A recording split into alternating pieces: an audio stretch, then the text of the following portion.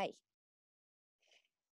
Otro objetivo del proceso psicodiagnóstico va a ser elaborar recomendaciones terapéuticas, por ejemplo, sugerencia de terapia breve o prolongada, terapia individual, de pareja o del grupo familiar, como también a derivaciones a otras especialidades. ¿Mm?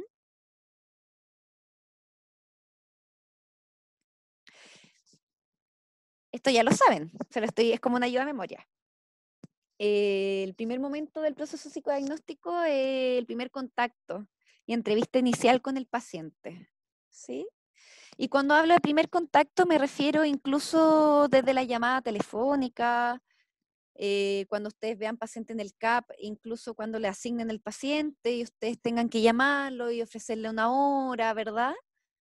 Ese va a ser el primer contacto con el paciente. ¿Mm? Y luego la entrevista propiamente tal. Luego, a propósito de la entrevista inicial, que se llama entrevista inicial, pero ustedes se pueden tomar desde 1 a 2 sesiones de entrevista inicial. ¿Mm?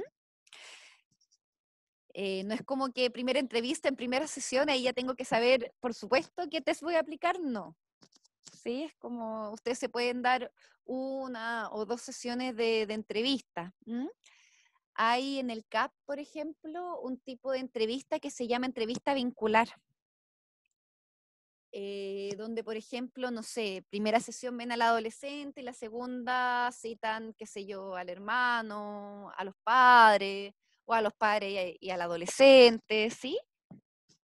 Entonces, esas entrevistas igual cuentan, son parte de la evaluación psicodiagnóstica.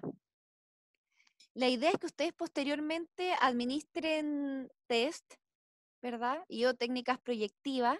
Ahí recuerden la diferenciación entre las pruebas proyectivas y las pruebas psicométricas. Luego el cierre del proceso, que es la devolución oral al paciente y o a sus padres. ¿Mm? Y posteriormente un informe escrito al remitente. Ustedes ya tienen experiencia en la elaboración del informe, lo hicieron el año pasado, ¿sí? Pero lo que yo creo que no hay experiencia, al menos porque no la han tenido y ya la van a tener, es con respecto a la devolución. Entonces vamos a revisar técnicas de devolución, ¿sí?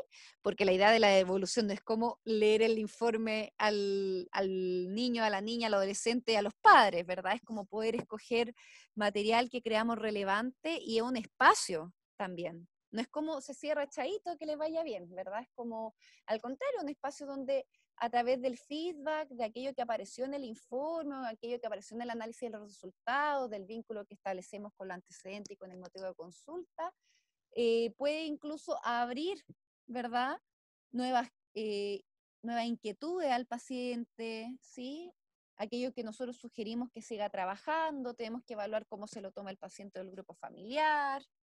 ¿Mm?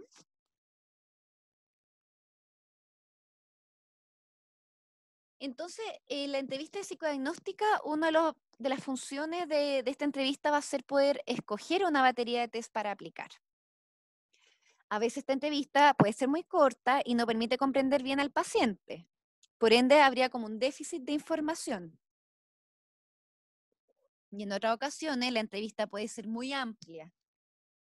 Y aquí, esta parte importante con lo que preguntaba el Matías, porque yo creo que lo ideal sería, una vez que ya estamos en la primera entrevista con el paciente, usted en el caso usted en el CAP, por ejemplo, eh, que más o menos puedan ver si es que van a poder continuar o no con el paciente. Yo creo que va a ser importante el encuadre, por ejemplo, decir, mira, esto es un proceso psicodiagnóstico, va a durar, qué sé yo, entre 4 a 5 sesiones, ¿m?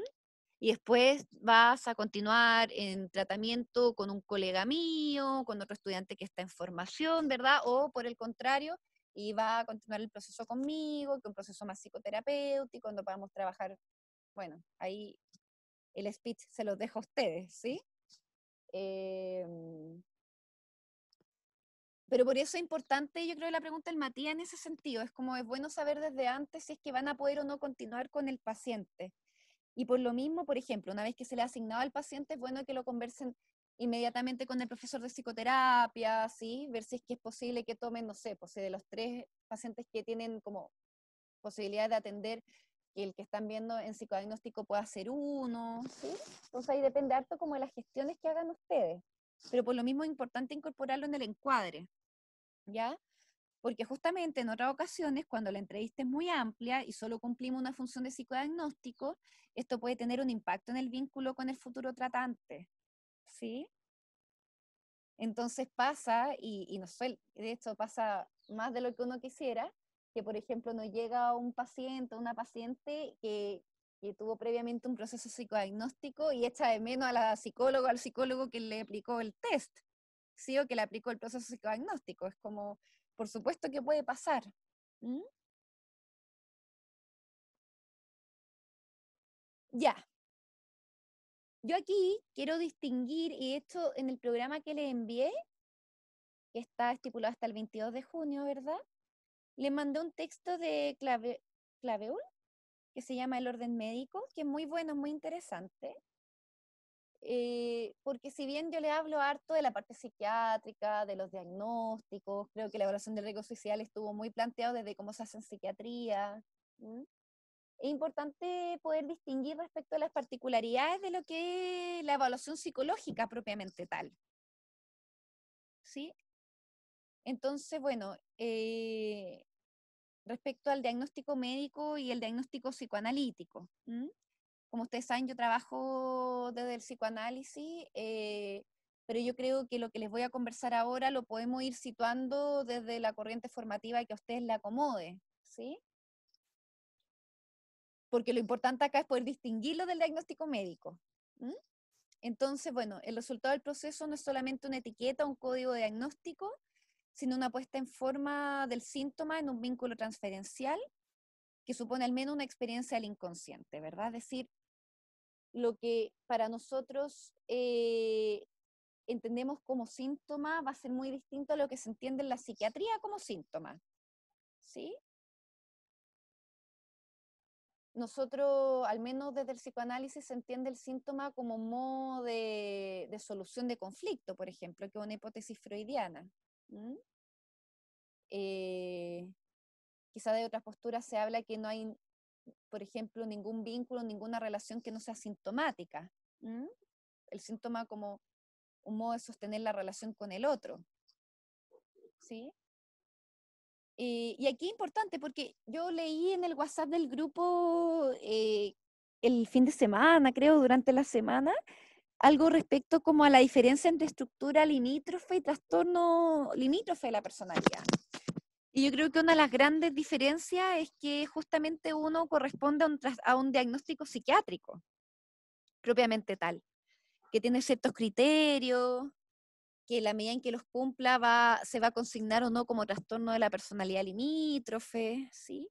Y cuando hablamos de estructura limítrofe, estamos en un campo que si bien puede dialogar con la psiquiatría, en un campo más que pertenece más bien a la psicología o más bien a cierto tipo de psicoanálisis, ¿sí? Que puede pensar estas manifestaciones conductuales o sintomáticas desde la noción de una estructura. ¿Mm? Entonces me tomo el ejemplo del WhatsApp justamente para que nos ayude a distinguir entre lo que es el diagnóstico médico y el diagnóstico propiamente psicológico, ¿sí? Entonces, el diagnóstico médico se sostiene en el hecho de que el lenguaje médico va a dar cuenta de una enfermedad, descubriendo sus causas naturales, las únicas que forman parte del discurso médico, ¿sí? Así como habrá constituido otros síntomas en hecho y los habrá reagrupado en síndromes. Algo que no tienen que olvidar es que la psiquiatría aparece desde la medicina, ¿sí? Se vincula a la medicina. Los psiquiatras son médicos de partida. ¿Mm? Entonces, el modo en que tengan de clasificar, de armar de confeccionar el diagnóstico, va a tener una aproximación muy distinta a la formación que hemos tenido nosotros. ¿Mm?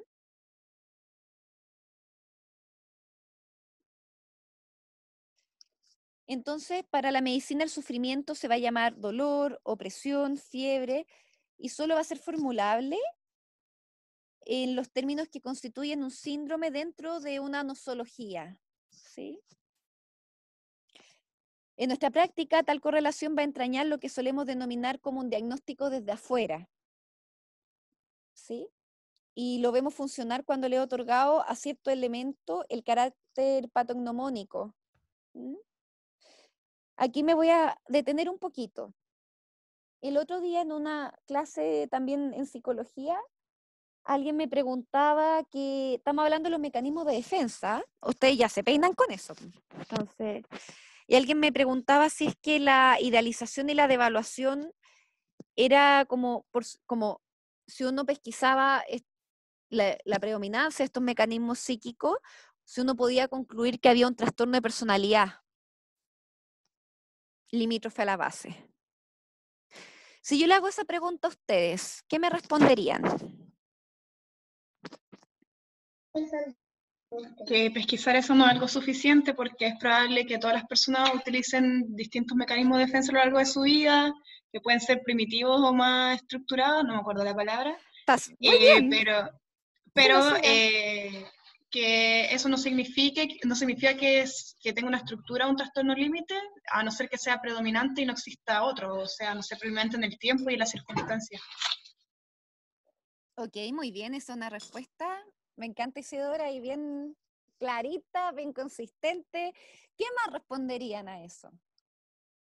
A esa pregunta.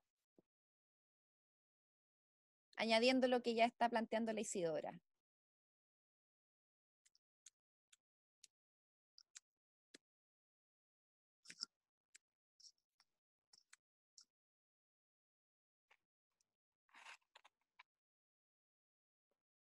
Voy a preguntar, Francisca González, ¿está por ahí?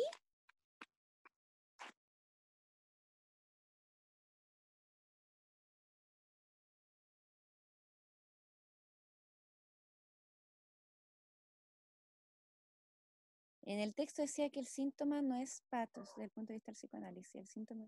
Ah, ya, aquí viene una pregunta de la Tamara. No sé si la... Ah, Francisca, disculpa, estoy como a dos bandos. Ya. Francisca, primero que todo, ¿su audio funciona para poder responder o responde por el chat? ¿Qué prefiere?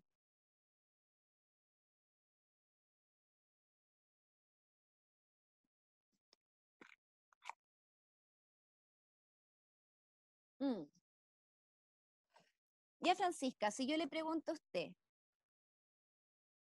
si es que yo, profesora, le digo ya, Francisca, si es que yo pesquiso en un paciente que hay como predominio de los mecanismos de idealización y de evaluación, ¿puedo concluir que se trata de un trastorno limítrofe de personalidad? ¿Qué me respondería usted, Francisca?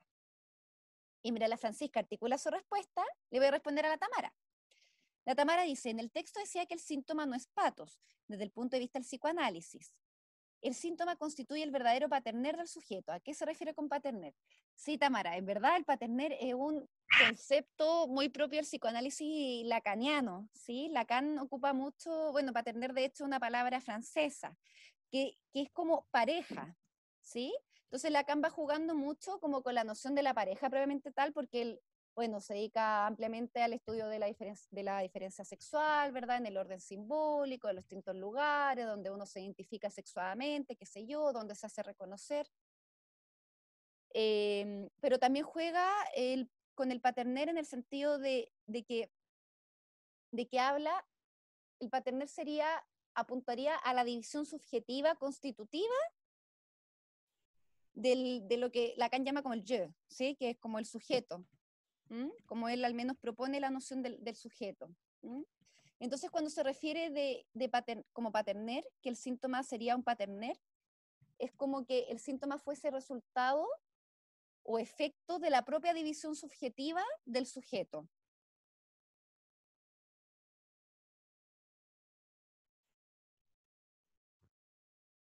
Más que como el reflejo, Tamara, es que, a ver, lo voy a poner como de otra forma. Para Lacan no habría un sujeto sin síntoma, porque la particularidad del sujeto es que está dividido en su constitución psíquica, en su estructuración psíquica el sujeto está dividido, está en falta. Entonces, por lo mismo, al estar en falta, plantea la posibilidad de por así decirlo, generar, crear síntomas. ¿Sí? Y a eso se refiere como que el síntoma sería el paterner del sujeto. ¿Mm? Disculpen por hacerle leer textos de Lacan, pero en verdad si tienen duda o cosas así, ahí me van preguntando. Y la Francisca, ¿qué respondió? Me hizo sentido lo que dice Francisca, de todas maneras. Sí. Ya, voy a seguir con una diapo más y lo vamos a cortar porque tengo este problema de que no sé por qué no me deja extender la reunión. Bueno, entonces en nuestra Profe, primera... Sí, dígame. hola. Con respecto a lo que decía del concepto que preguntaba la Tamara, Sí. quería saber si tenía relación como cuando se dice que el síntoma tiene una relación de compromiso con el sujeto. No, ¿Cómo no lo sé estás si, es que no pensando? entiendo muy bien esa premisa, que ¿Cuál en la he particular? escuchado muchas veces, ¿Cuál en particular? que el síntoma sea una relación de compromiso. Ya. O sea, Freud decía que era una solución por compromiso, que era una la hipótesis del síntoma, ¿sí? Ujú. Pero lo que está preguntando la Tamara respecto al paterner es que es muy difícil pensar un sujeto sin síntomas, lo Claro, cual te posiciona en un lugar donde, como que a mí me gusta un poquito, yo rescato harto a Lacan en términos de la ética de la posición del terapeuta. ¿M? ujú, Porque es como, ¿de qué me sirve a mí, por así decirlo, ya, suprimir o querer suprimir el síntoma si es que ese ujú, síntoma implica o está articulado desde la subjetividad del paciente? ¿Mm? En algún claro, punto se plantea que no hay nadie sin síntomas, en la medida en que claro, esté dividido, y por ende estamos pensando en algo más ligado a la neurosis. Bueno, que ese otro rollo, que lo vamos a ver ahora, que si bien, por ejemplo, el psicoanálisis habla harto de las etiquetas en contra de la psiquiatría, qué sé yo, igual tiene sus diagnósticos pues, estructurales, ¿verdad? Y que provienen en su mayoría de la psiquiatría, pues, de la psiquiatría clásica. ¿Mm? ¿Sí? ujú, No sí. sé si... Pero mira, Diego, si quedas como, si quiere, tiene más duda, cualquier cosa, me escribe al WhatsApp después y yo le puedo como mandar texto o algo. ¿Ya? Ya, ya, perfecto. Que me causaba, o sea, como decía que era en relación como a una pareja el concepto, a eso era lo que refería, ¿no? Parten aire, Paterner. no sé cómo se dice, Paterner. partener. Partener, sí. Bueno, Lacan es muy bueno para hacer juegos de palabras. Sí, Ajá, yo creo que los que más o menos están familiarizados con Lacan saben que a él le gustaba mucho como ocupar juegos de palabras, generaba algunos neologismos. De hecho, tiene un texto que para mí es muy interesante que se llama El atolondradicho, Le Tourdit. Sí, él mezcla ahí dos conceptos, ¿sí?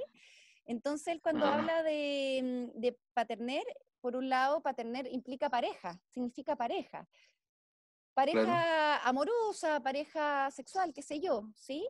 Pero también lo ocupa haciendo un juego respecto a que el sujeto, al estar dividido, tiene como paterner el síntoma, ¿sí? Es claro. decir, hay un espacio para que haya síntomas en esta división subjetiva.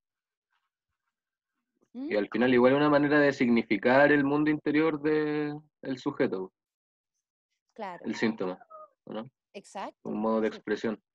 de todas maneras.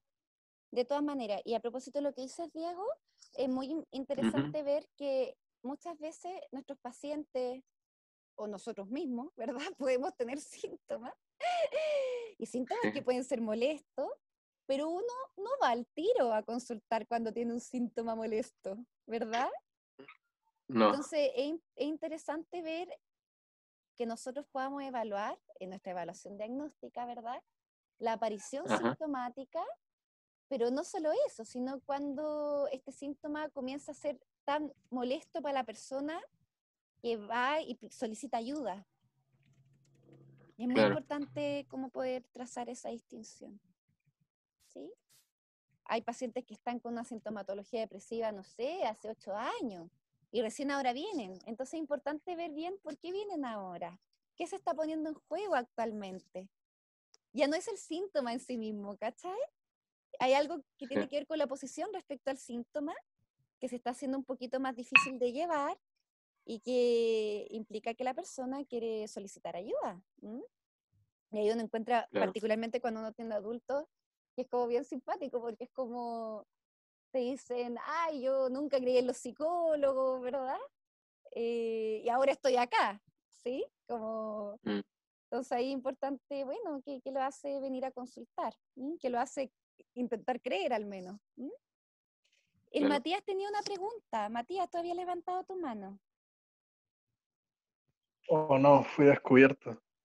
Lo que pasa es que iba a mencionar que respecto como al paterner, no sé cómo Sí, se sí. dice, yo igual lo que entendí que quizás podría ayudar al Diego y a los demás compañeros, Ujú. es que como bien dice el Diego, el síntoma es un reflejo de la vida interna del sujeto, pero más que la vida interna, según el psicoanálisis, se supone que cada sujeto se conforma de acuerdo a una falla. O sea que Claro. desde el origen estamos todos fallados en alguna forma y en Exacto, esa falla es donde se instala el síntoma.